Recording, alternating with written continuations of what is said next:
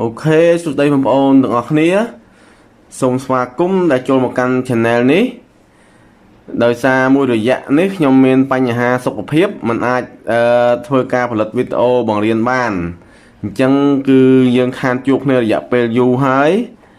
អញ្ចឹងថ្ងៃនេះខ្ញុំចង់និយាយបន្តិចតាក់ទងជាមួយនឹងការធ្វើមេរៀនបន្តទៅទៀតគឺមេរៀនអំពីគណិតវិទ្យាថ្នាក់ទី6យើងខ្ញុំបានធ្វើការបង្រៀន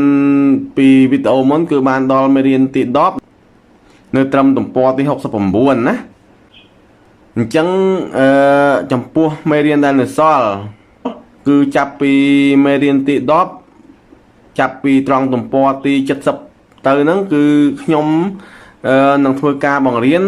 ដោយដាក់វីដេអូនៅក្នុង Channel ថ្មីមួយទៀតណាអញ្ចឹងបងប្អូនអាចចុចលើ link ខាងលើនេះដើម្បីចូលទៅកាន់ Channel ថ្មីរបស់ខ្ញុំ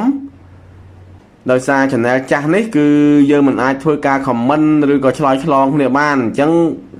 ខ្ញុំក៏សម្រេចចិត្តធ្វើការដាក់វីដេអូមេរៀនបន្តទៅក្នុង Channel ថ្មីហើយនៅក្នុង Channel ថ្មីនេះគឺឈ្មោះថា